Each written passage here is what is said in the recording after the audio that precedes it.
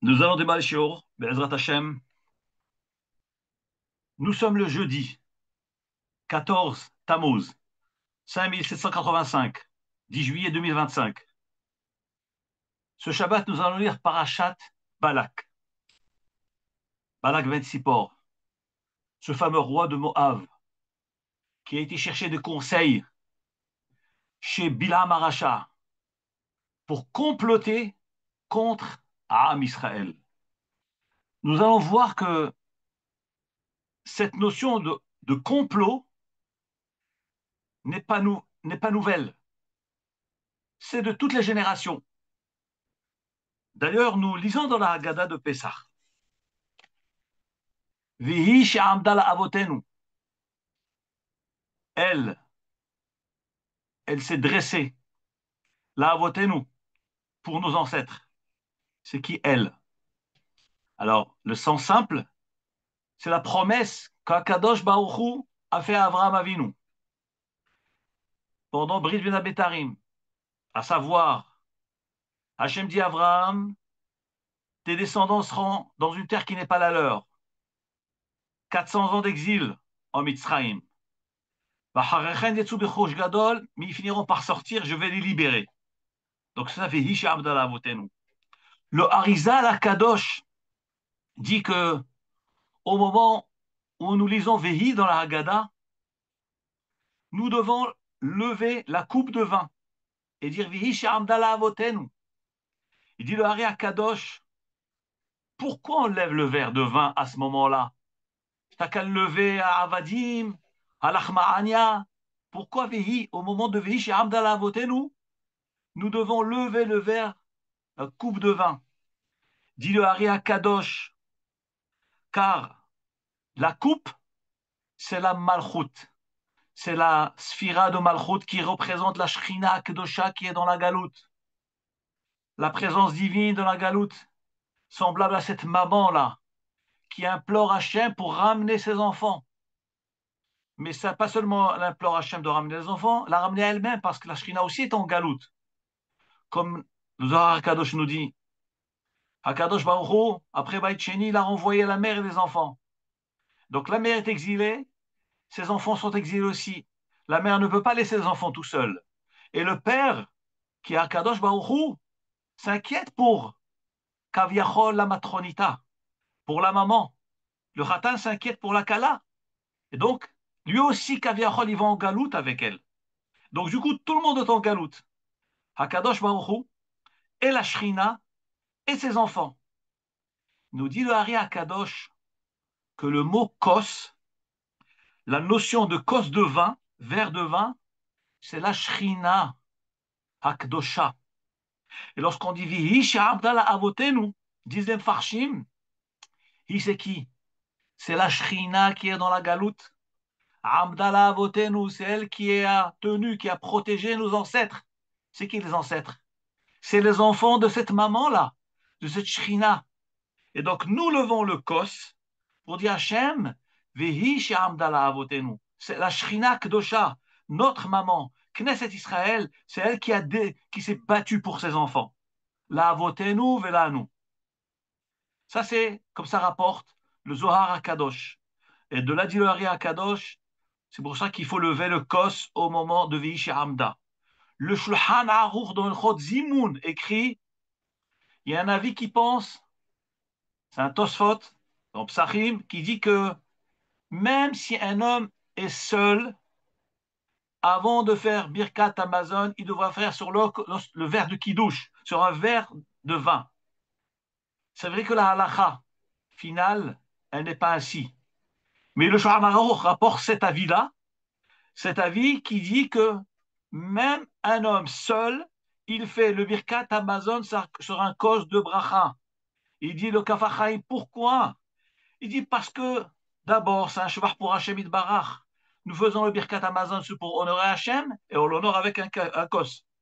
Et il dit, mais selon le Hari HaKadosh, selon le Zohar HaKadosh, dans Parashat Trouma, le kos représente la Shrina, le kos représente la Malchut.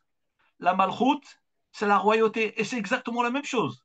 La Shrina qui est dans la galoute, c'est la Malchut qui est dans la galoute. Il faut la ramener, la royauté d'Hachem. C'est la Shrina, c'est cette maman-là qui défend ses enfants. Et donc, il conviendrait de faire Zimoud sur un cos, même si on est seul. Mais la halacha, comme Shana dit lui-même, c'est que nous ne faisons Kiddush que s'il y a 3 personnes, minimum. Et dans Zohar Kadosh, ainsi que le Harizal, ainsi que Sha'ar Mitzvot du Hari Kadosh, il dit que nous avons le minhag de faire que sur minimum 3 personnes, mais pas une seule personne. Reformons cette parenthèse-là. En tout cas, Vishi Abdallah Votenu, c'est la Shrina qui est en galoute. C'est grâce à elle qu'on a été protégés. Le premier pshat que j'avais donné avant, c'est quoi VI? VI, c'est la promesse. La promesse qu'Hachem a promis à Abraham Avinu. C'est elle qui nous a protégés. Et qu'Aviachol qu'a contre Hachem de faire en sorte que nous soyons protégés. Le Avravanel, Rabbi Yitzhak donne Avravanel, il dit un chidouche extraordinaire. Il dit, regardez dans ce passage. Donc, elle nous a protégés, c'est la promesse, c'est la shrina, c'est notre maman qui est dans la galoute. Elle nous a protégés à nous et à nos descendants et à nos ancêtres. Pourquoi? De quoi elle nous a protégés? Car pas un seul peuple, pas un seul goy ne s'est dressé contre nous pour nous détruire, nous éliminer. C'est clair. Ils veulent tous nous éliminer. Ils veulent nous tuer. Il faut dire les choses claires. Mais qu'est-ce que Kadosh Baruch Hu, il fait? Et là, chez Bechol Dor Vador, chaque génération se lève contre nous pour nous détruire, nous éliminer, nous effacer, nous anéantir. Et Akadosh Baruch Hu matzilenu miyadam. Et Akadosh Baruch Hu, le Saint béni soit-il, matzilenu miyadam, il nous sauve de leurs mains. Nous dit Avravanel, Rabbi Yitzhak Avravanel dans son pirouche sur Visham, sur la Haggadah. Il dit, vous savez, les Mitzrim, les Égyptiens, ils voulaient quoi? Ils attendaient quoi des Juifs? Ils attendaient à ce que les Juifs travaillent et soient producteurs. Donc il y avait un intérêt quelque part pour Mitzrayim. Hachem a décrété qu'on devait aller en galoute. Mais au fond, les Mitzrim, sans leur demander, mais qu'est-ce que vous faites avec ce peuple? Eh bien, ce peuple, nous l'exploitons. C'est pour intérêt commun, pour la collectivité, pour le pays, pour l'économie du pays. Donc il y avait un intérêt. Il dit là, Vravanel, Alav Shalom, Misraïm, eux, ils cherchaient à nous faire travailler parce qu'ils voulaient gagner, construire les villes, etc. Mais les nations qui allaient venir après, eux, leur intérêt, ce n'était pas de nous utiliser en tant qu'esclaves. Pas du tout. Ahmad, Alenu, Bechol Dor Vador, Alenu, Chalotenu. Ils ont cherché à nous détruire sans intérêt. Si vous avez demandé, allez, venez, vous allez travailler chez nous. Alors, on avait compris, il y a un sens. Ils veulent profiter du côté économique. Mais dit le Hardravanel, Bechol, Dorvador, les autres nations veulent nous détruire tout, simplement parce qu'on est juif. Ils veulent nous éliminer parce qu'on est juif. Et ça, c'est ce que nous vivons tous les jours. Tous les jours, on cherche à nous éliminer. Des complots contre nous. Donc, quel intérêt? La haine gratuite. La haine du juif. Et Akadosh Baruch Hu matzilenu miyadam. Et Akadosh Baruch Hu nous sauve de leurs mains. Ça, c'est quelque chose de très fort. Le Avravanel décrit, les Israël ont subi déjà avec la Havana arabe. D'ailleurs, à la suite de Tséolmad, il y a marqué Tséolmad Mabikesh la Havana arabe. Le premier d'entre eux, c'est Lavan, qui a voulu détruire Yaakov. Bikesh la Akor et Akol. Il a voulu détruire Yaakov. Il a voulu détruire les Shvatim. Il a voulu éliminer le peuple juif. Comme il y a marqué dans le Passouk, Yesh la El Yadil Asot Emachem Ra. J'ai les possibilités de vous détruire, mais Hachem est venu en rêve et me dire attention, ne touche pas Yaakov et ses descendants et ses enfants. Donc on voit que Lavan a voulu éliminer. Esav est venu avec 400 hommes, il a voulu raser, tuer Yaakov Avinu. Ensuite, Mitzraïm, Bil'am ben Beor avec Balak, tout Amalek, le peuple de Hémori, le peuple de Moab. Mais qui n'a pas cherché à éliminer ce peuple? Qui? Dites-moi. qui est l'ami de ce peuple. On a été martyrisés tout au long de notre histoire jusqu'à nos jours. Hakadosh Baruch Hu matzilenu miyadam. Hakadosh Baruch Hu nous sauve de leurs mains. Et encore une fois, ils veulent nous détruire parce qu'on est juif. Gratuitement, comme ça. Vous savez que j'ai cherché un peu dans le Teilim et j'ai essayé de chercher c'est quoi le plus petit psaume des 150 parmi les 150 Mizmorim de Teilim du roi David. J'en ai trouvé un seul. Le plus petit Mizmor, il contient 2 versets. C'est le psaume 117. Comment débute ce Mizmor-là? Hallelu et Adonai kol goyim. Donc le psaume 117. Hallelu et Adonai kol goyim. Louez Hachem, vous toutes les nations. Shabehuhu kol haomim. Louez-le, vous tous les peuples. Ça c'est le premier verset. Deuxième verset. Ki gavar aleno hasdo. Car sa bonté a été abondante à notre égard, à l'égard du peuple juif. Ve'emet Adonai, et Hachem est authentique, les olam à jamais, alléluia, alléluia, louons Hachem. Il y a là 2 versets. C'est un psaume qui est composé de 2 versets. Ce psaume-là, nous le lisons chaque Rosh Chodesh dans le Hallel. Alléluia Adonai kol goyim shevihu kol haomim. Nous le lisons chaque Rosh Chodesh dans le Hallel. Rav Mordechai Eliyahu, alav shalom, qui était un des rabbanim arachim, le grand rabbin, un des grands rabbins d'Israël, avait dit une fois sur ce verset, il dit, mais je ne comprends pas ce que David Amelech dit dans ce verset. Que dit le roi David? Hallelu et Adonai kol goyim. Louez Hachem, vous les nations. Shabechu, louez-le, kol haomim, tous les peuples. Alors, Rav Mordechai Eliyahu, alav shalom, il demande, il dit, je ne comprends pas. Mais, mais qu'est-ce qu'on a à faire avec les nations? Dis au peuple juif de louer Hachem. Dis au peuple juif de remercier Hachem. Qu'est-ce que nous, on a à faire au Goïm? On va faire un discours aux nations. On va parler à la radio.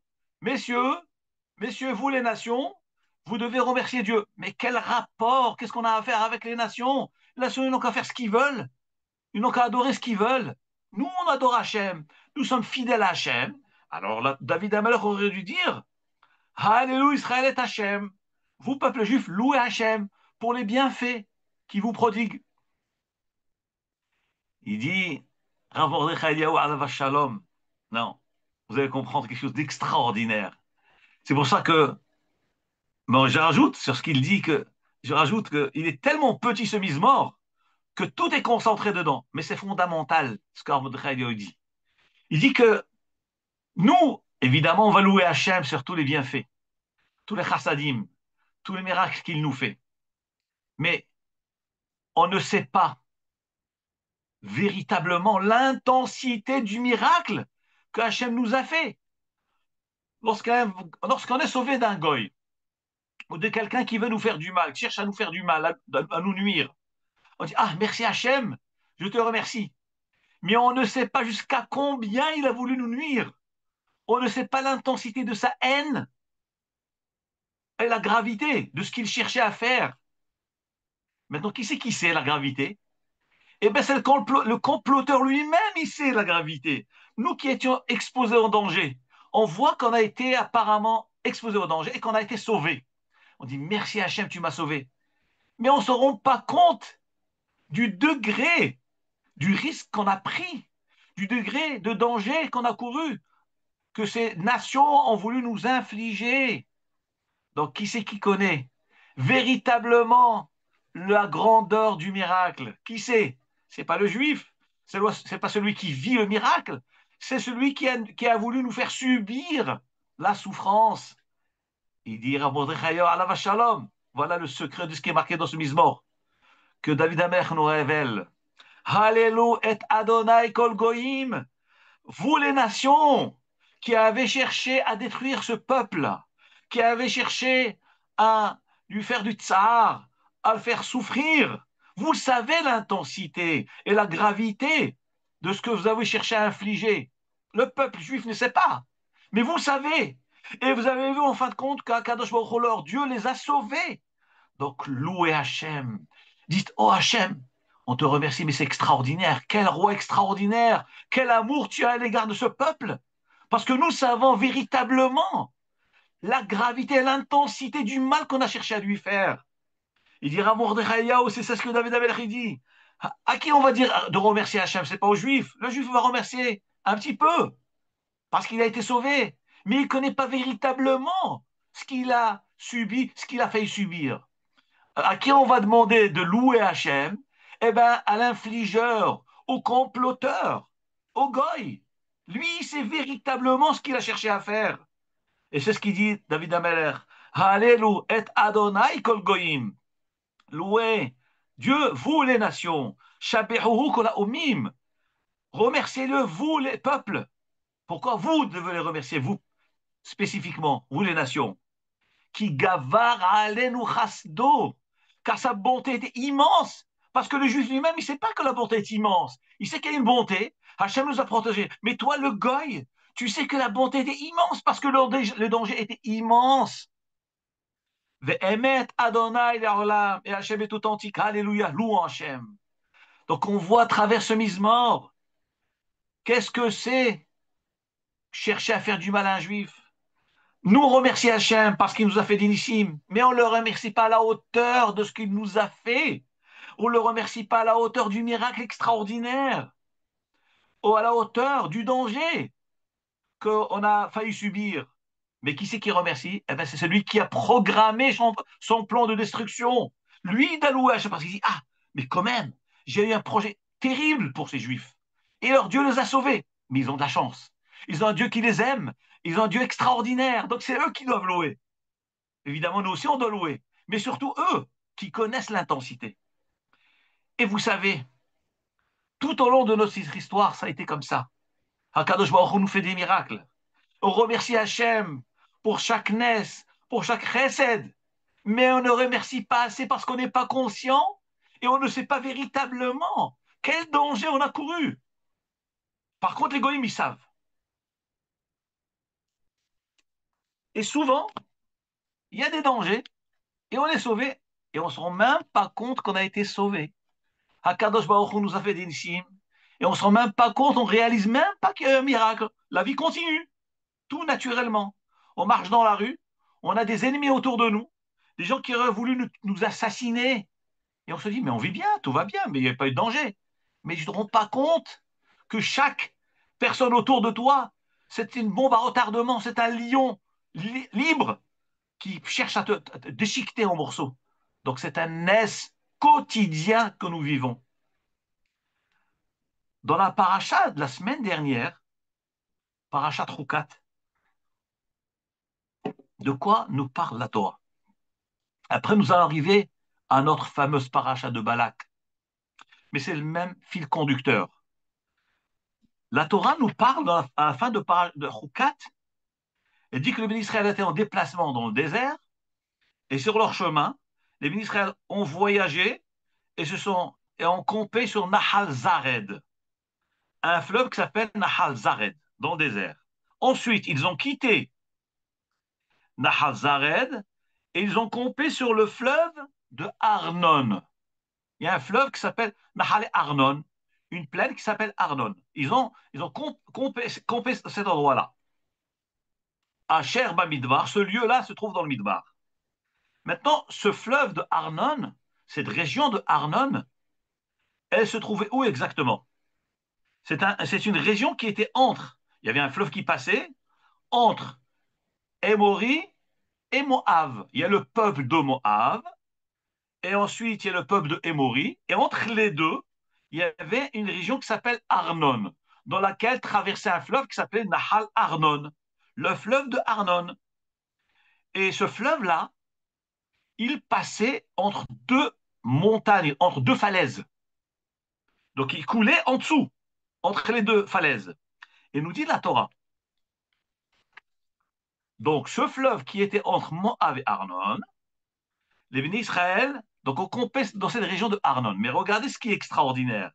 Alken ye amar, nous dit la Torah, c'est pour cela qu'il est dit, qu'il est raconté, Besefer Milhamot Adonai, dans le livre des guerres de Dieu. Qu'est-ce qui a marqué dans le livre des guerres? Dans les livres de victoire du peuple juif, qu'est-ce qui a marqué dans ce livre? C'est un livre de chronique. C'est un livre qui est fait pour raconter l'histoire du peuple juif, raconter les miracles du peuple juif, raconter ses victoires. Qu'est-ce qu'il est dit dans ce livre-là? Deux points, j'ouvre les guillemets.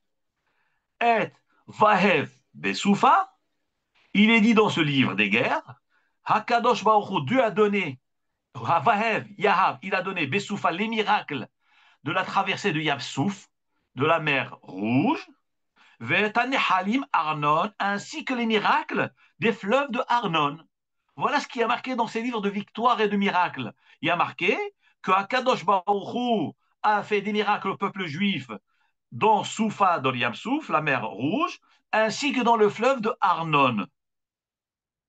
Et ce livre d'Irachi, il faut le raconter, c'est-à-dire Al-Keni Amar, ainsi il est dit, ce que veut dire il est dit. Ainsi, il faut raconter aux générations à venir les miracles que Hachem a fait au peuple juif. Et nous devons raconter ça à nos enfants. Quels sont les miracles? À savoir, les miracles de la mer Rouge, ainsi que les miracles de le fleuve de Arnon. Quels sont donc ces miracles de Arnon? La mer Rouge, on sait, mais Israël ont été poursuivis par les Égyptiens. Hakadosh Baruch Hu a ouvert la mer, il a fait traverser sur la terre sèche le peuple juif et a noyé les Mitzrim. Mais c'est quoi cette histoire de Arnon? C'est la suite des versets. Ve'eshed al-Nechalim, et l'écoulement des fleuves, Asher Nata, qui a été déclenché par l'inclinaison d'une montagne du côté de Moab vers Emory. C'est quoi ces mots poétiques? Écoutez bien. Des choses extraordinaires. Que Baruch Hashem, heureusement qu'on a des shiurim de Torah. Et heureusement pour ceux qui participent à l'étude et qui écoutent les cours, ceux qui n'étudient pas n'ont pas l'occasion d'étudier ces passages-là. Mais c'est des passages que nous lisons chaque année dans la Torah. Et on passe inaperçus sans les réaliser. Regardez ce que nous expliquent les Chachamim dans le Midrash, dans la Gemara et dans Rashi. Il dit que les bénis Israël, lorsqu'ils étaient dans le désert, donc ils devaient traverser, ils arrivent vers Moab, et ils étaient donc censés passer dans cette plaine-là, entre cette vallée-là, qui s'appelle Arnon, qui était entre deux falaises, deux grandes montagnes très hautes. Une montagne était du côté de Moab, et une deuxième montagne qui était dans le territoire de Émori, du peuple de Émori. Et le peuple juif était censé traverser les 600 000 âmes, il était censé traverser ces deux montagnes, en dessous des deux montagnes, dans cette vallée-là.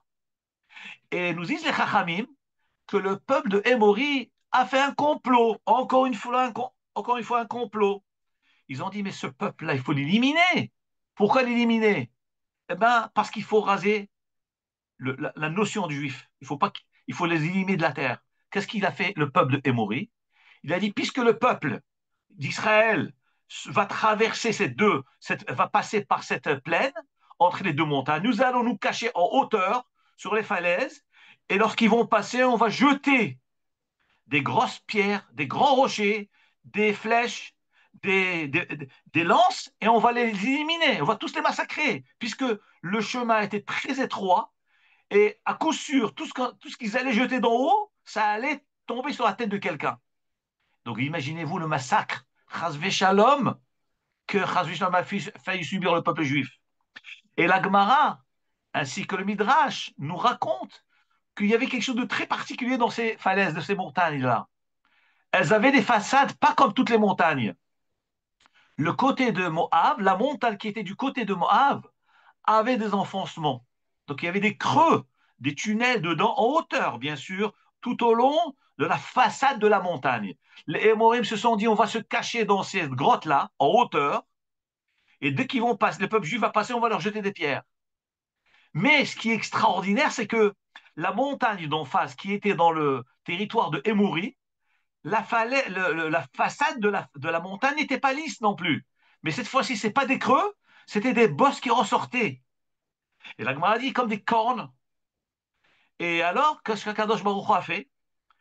Au moment où les Émorim se sont cachés dans le côté de Moab, dans les creux, Akadosh Baruch Hu a fait déplacer la montagne du côté de Émori, celle qui avait des cornes ou des rochers qui ressortaient, il l'a encastré contre la deuxième montagne de Moab.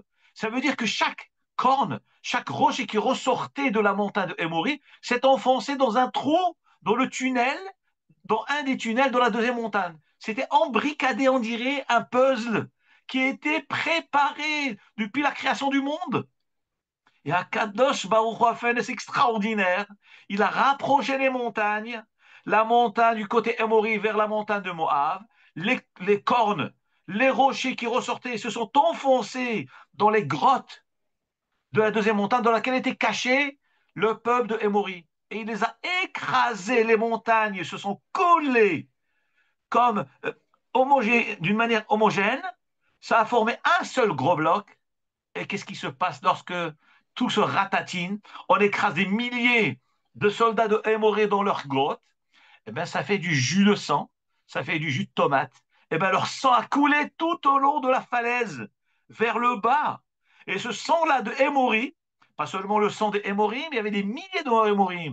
Ils ont été déchiquetés en morceaux. Leur sang, leur corps était entièrement coupé en morceaux. Ils ont chuté vers le bas. Et où est-ce qu'on a retrouvé les traces de leur sang et de leur corps? Dans le fleuve de Arnon. Mais seulement, nous dit le Midrash, les bénis Israël, lorsqu'ils sont arrivés à ces montagnes de Arnon, eux, ils étaient censés passer en bas, dans la vallée. Mais comme les montagnes étaient collées, eux, ils ne savaient pas que les montagnes étaient au départ séparées. Ils ont été collés. Ils sont passés par-dessus les falaises. Ils ont monté par-dessus, ils sont redescendus de deuxième côté. Ils se sont rendus compte de rien du tout. Ribono shel Olam, vous imaginez des millions de juifs qui passent au-dessus des montagnes de Arnon sans se rendre compte que quelque temps avant, ils ont failli être tous assassinés.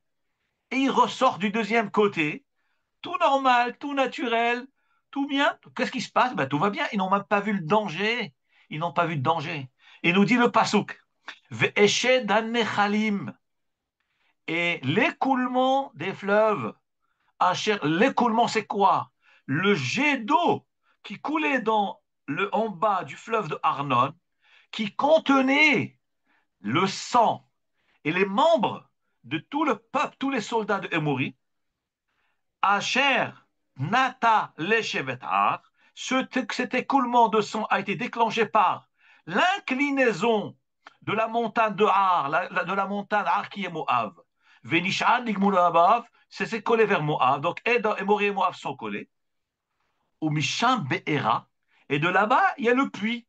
Le puits. Tout à coup, dans l'histoire de Choukat, on nous parle d'un puits. Hiya Be'er, c'est le puits. Asher Amar Adonai le Moshe, qu'Hachem a dit à Moshe, réunis le peuple, on va leur donner de l'eau. Qu'est-ce que ce passage veut dire ici? Écoutez bien, des choses extraordinaires. Israël manquait d'eau.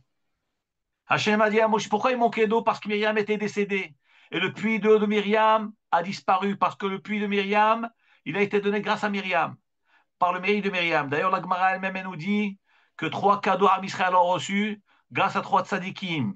Ils ont eu les 3 cadeaux, c'est la manne, l'eau et les ananim, les nuées. La manne, ils l'ont eu grâce à Moshe Rabbeinu. Les nuées de protection, ils les ont eu grâce à Aaron. Et l'eau, le puits de Myriam, il a eu grâce à Myriam.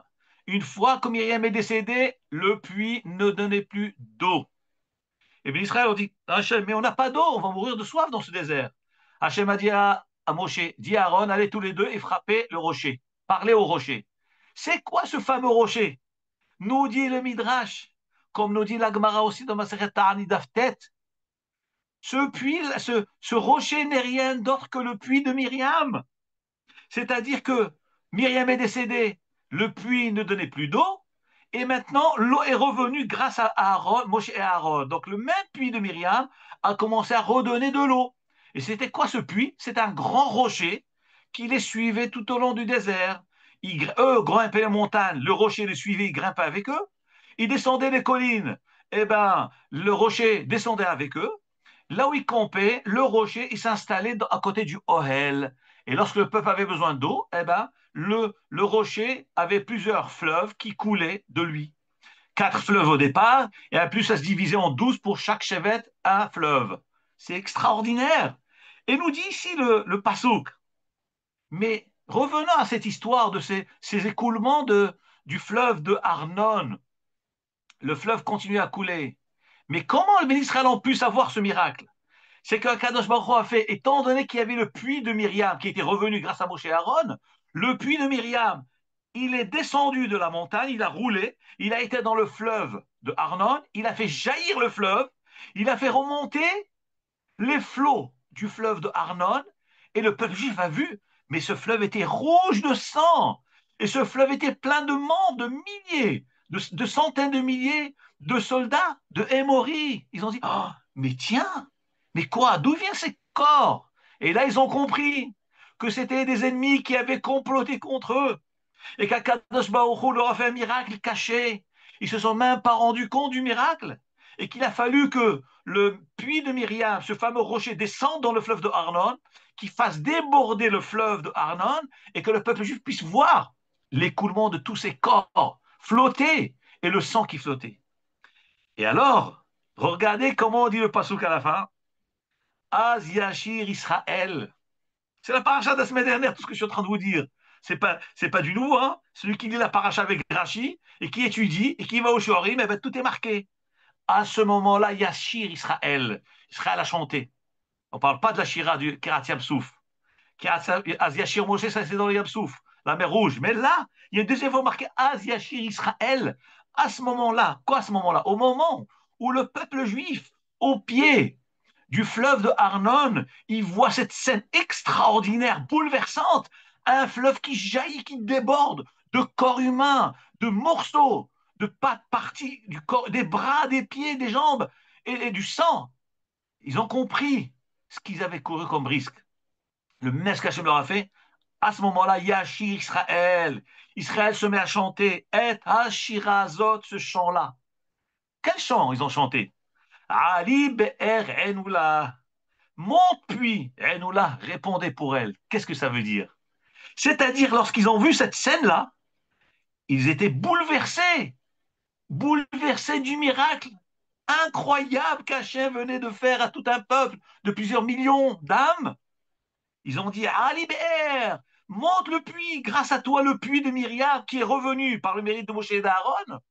Grâce à toi, on a pu découvrir, parce que si le fleuve coulait tranquillement, on n'aurait rien vu.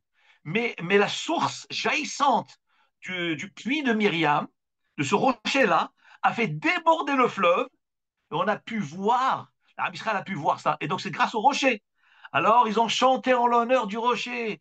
Ali Be'er, monte puis Anoula, ils lui ont chanté. Donc Israël ont chanté. Et le Midrash nous dit que chaque fois que le béni Israël, après, lorsque plus tard ils ont continué à voyager dans le désert, eh ben, le rocher, comme je vous ai dit tout à l'heure, lorsque Israël campait, ce rocher qui roulait, il se mettait devant le Ohel Moed, devant la tente d'assignation, eh ben, les Skenim, ils se mettaient autour du rocher et ils chantaient Monte rocher, merci rocher, monte rocher. Pourquoi ils chantaient?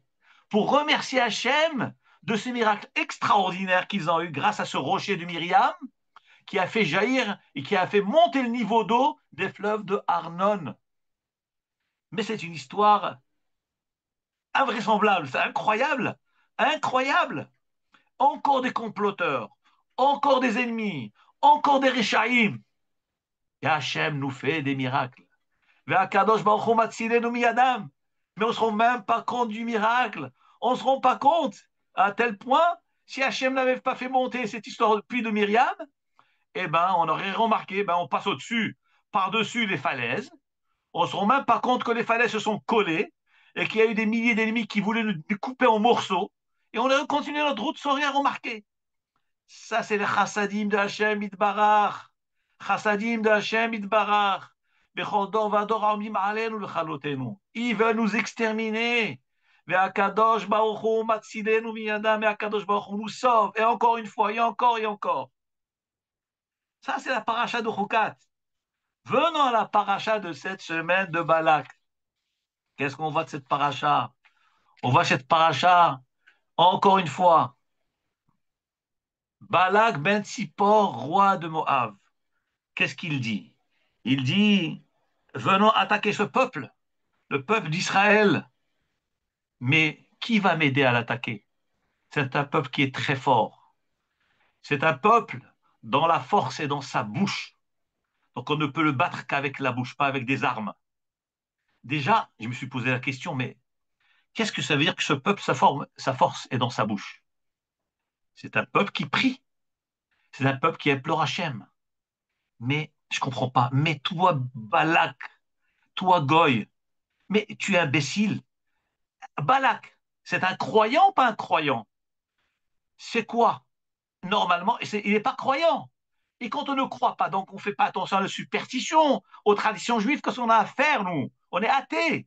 Qu'est-ce que tout d'un coup, maintenant, un goy, il commence à dire, oh là là, mais ce peuple est fort, il a une parole forte. Mais que veut dire? Que signifient ces mots? Ils ont une parole forte. Leur koham et fihem, leur force dans leur bouche. Ça veut dire quoi? Tu crois à la prière. Tu crois à la force de la prière. Tu crois à la force de ce peuple. Tu crois qu'il y a un Dieu dans le monde. Mais espèce d'imbécile, si tu crois qu'il y a un Dieu dans le monde, pourquoi tu ne sers pas le même Dieu que eux?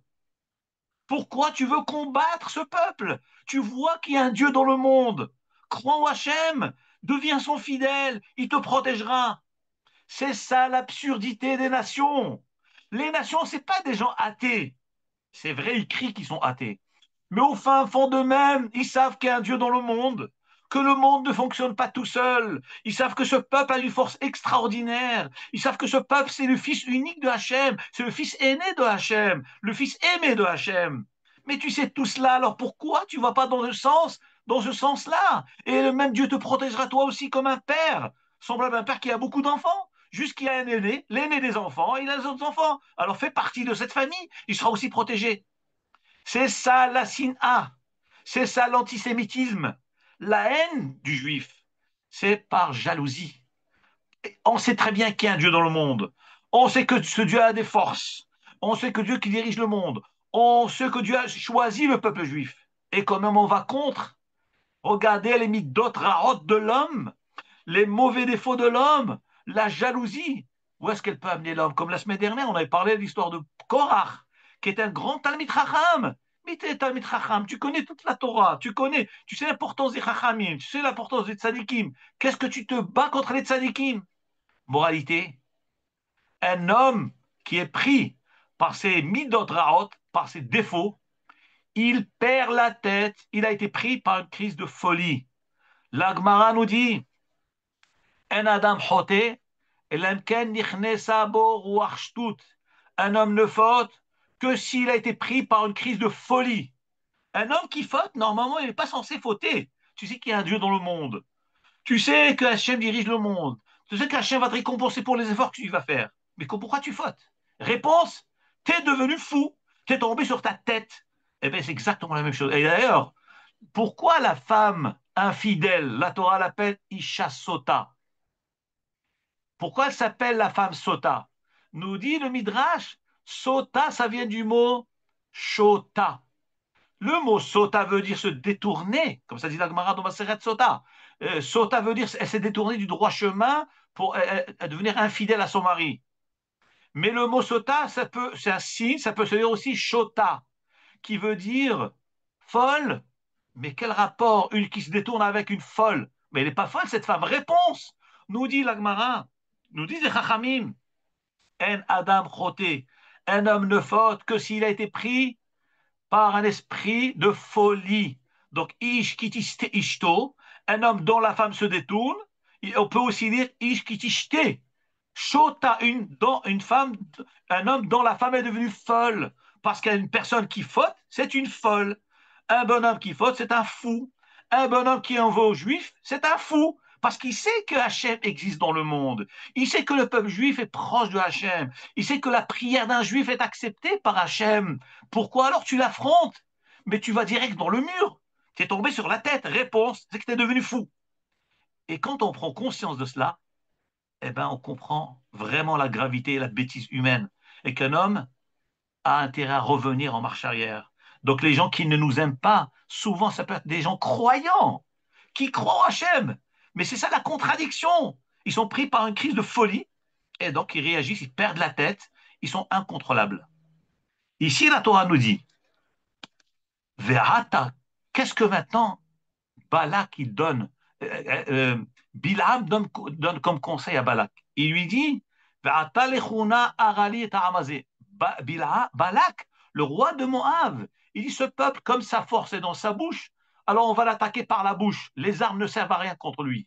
Bouche contre bouche. Lui, sa bouche, il fait des filotes, eh ben, on va utiliser la bouche pour le maudire. Et qui c'est le meilleur malédicteur, celui qui maudit le plus connu, c'était Balak, Bilam, c'était Bilam.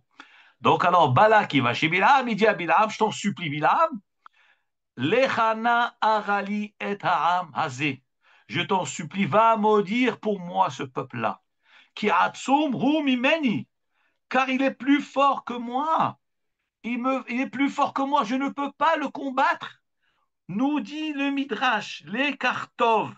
Il dit, qu'est-ce que ça veut dire qu'il est plus fort que moi?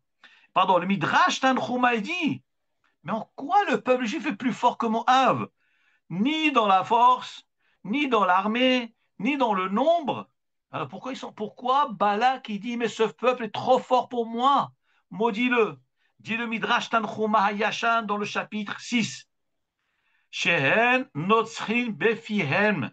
Ils sont plus forts que moi parce qu'ils arrivent à remporter la victoire par leur bouche. Moi, chose que je ne peux pas faire moi. Eux, ils arrivent à remporter des victoires avec leur bouche. Ils arrivent à remporter la victoire. Où est-ce que Balak a vu ça? Où est-ce que Balak a vu que le peuple juif remporte des victoires avec la bouche? Eh bien, regardez, on était face à la mer Rouge. Qu'est-ce qu'Hachem dit à Moshe Rabbeinu? Ma titzak elai. Qu'est-ce que tu cries, Hachem? Tu me cries, tu me dis, sauve-les. Hachem ilahem lachem vatem taharishun. Hachem il fera la guerre pour vous. Hachem dit à Moshe Rabbeinu, dis aux Israël, et mon Israël, dis-leur d'avancer dans la mer. Avancez. Arrêtez de vous lamenter. Hachem ilahem lachem. Hachem fera la guerre pour vous, vatem taharishun. Et vous vous taiserez. Alors moi je me suis dit, c'est quoi ce terre? Nous disent les Chachamim, se taire, c'est quoi? À quel moment on se tait? C'est quand on fait le Shmona Esrei, quand on fait la tfila, on se tait. Hachem dit à Moshe Rabbeinu, tu veux savoir, tu veux que je te aide? Qu'est-ce que tu es en train de paniquer? Atteins ta harishun, juste prie, prie et je vous sauverai tous. Donc Balak, il voit très bien qu'avec le silence du juif, la prière du juif, l'imploration du juif, eh ben, Kadosh Baoru, sauf ce peuple, contre tous les phénomènes naturels, contre une mer, il fait sécher la mer, contre une armée gigantesque de Mitzrayim. Comment? Grâce à la tfila. Donc, Bala qui dit à Bilam, qui atsum hu mimeni, je ne peux pas le battre ce peuple. Donc, si je t'en supplie, maudis-le. Et ça, comme la force de ce peuple, c'est dans sa bouche, et bien pour l'attaquer, il faut attaquer avec la bouche, il faut le maudire. Alors nous, on n'est pas au courant de tous ces complots-là entre Balak et Bilam, on n'est pas au courant. Mais qui c'est qui est au courant? Notre Père, Hakadosh Baruch Hu, notre cher papa dans le ciel, lui, il dort pas. Hine loyanon veloishan shom Israël. Hakadosh Baruch Hu ne dort jamais. Il ne somnole jamais. Même somnoler, il somnole pas. Hine loyanon veloishan shom Israël. Que nous dit la Torah dans Parashat Balak? Vayomer Elohim el Bilam. Hachem dit à Bilam. La Torah emploie le terme Elohim qui veut dire rigueur, dureté. Hakadosh Baruch Hu se met en colère contre Bilam. L'Otelech imahem ne va pas avec Balak et le peuple de Moab. L'Otaor et Ta'am ne maudit pas le peuple, ne maudit pas mes enfants. Qui Baruchou, car c'est un peuple qui est béni. Beruchim atem l'Adonai Elohechem Chaim Kulechem Ayom. Hakadosh Baruch Hu nous a bénis. Nous, on dort tranquillement. On ne sait pas ce qui se passe autour de nous. On ne sait pas ce que nos ennemis complotent contre nous. Mais la pire, Le pire des malheurs, des tsarot qui nous préparent nos ennemis. Mais on a un père qui ne dort jamais, qui ne somnole jamais, et qu'Akadosh Baruch Hu est au courant de ce complot de Balak et Bilham. Et il lui dit, ne maudis pas mes enfants. Gare à toi si tu les maudis. Gare à toi. Ensuite, vers la fin de la paracha, qu'est-ce que nos Chachamim nous disent? Vous savez qu'il y a une mitzvah qui est rapportée à la fin du Rambam, les Eser Zechirot. Et dans la mitzvah des 10 souvenirs, de se souvenir de 10 choses. Et la neuvième, souviens-toi, je vais vous la lire, souviens-toi de Mayaratz Balak ou Bilam, de ce que Balak et Bilam ont voulu nous faire. Souviens-toi de ça tous les jours. Quoi, souviens-toi? Nous, on n'était pas au courant de ce que eux avaient projeté, que Chazvé Shalom, de comploter contre nous, de nous maudire. Mais Akadosh Baruch Hu savait. Et regardez dans cette mitzvah, qu'est-ce qui est marqué? Mayaratz Balak ou Bilam. Est-ce que Akadosh Baruch Hu, comment Hachem a réagi? Et regardez, il y a un pasouk dans Micha, dans le prophète Micha, chapitre 6, verset 5, nous dit le verset, Ami, mon cher peuple. Alors ce passage-là, c'est un passage où le prophète Micha fait des remontrances au peuple juif. Il dit, mais Am Israël, pourquoi vous êtes infidèle à Hachem? Pourquoi vous êtes infidèle à moi? Mais moi, je vous ai sorti de Mitzrayim. Je vous ai sauvé de la maison de l'esclavage. Je t'ai envoyé Moshe, Aaron et Myriam. Ils vous ont sauvés, ils vous ont protégés. Les trois tzadikim, un grâce à Moshe, la manne, comme j'ai dit, grâce à Aaron, les nuées, grâce à Myriam, l'eau. Je vous ai tout donné. Ami, mon peuple, Zechorna. Mais souviens-toi, Mayahatz Balak, qu'est-ce que le roi Balak, roi de Moab, a comploté avec Bilham contre vous? Ou Ma'ana Oto Bilham. Qu'est-ce que Bilham lui a répondu? Qu'est-ce que Bilham a répondu? Alors, qu'est-ce qu'il a comploté, Balak? Il dit le Rada qu'il a voulu vous détruire. Et il a fait donc le complot, l'histoire avec les filles de Shittim, les filles de Midian, où ils ont fait trébucher tout le peuple juif. Et Bilham, et Bilham lui a donné donc le conseil de faire cette force commerciale. Regardez ce que le pasteur dit.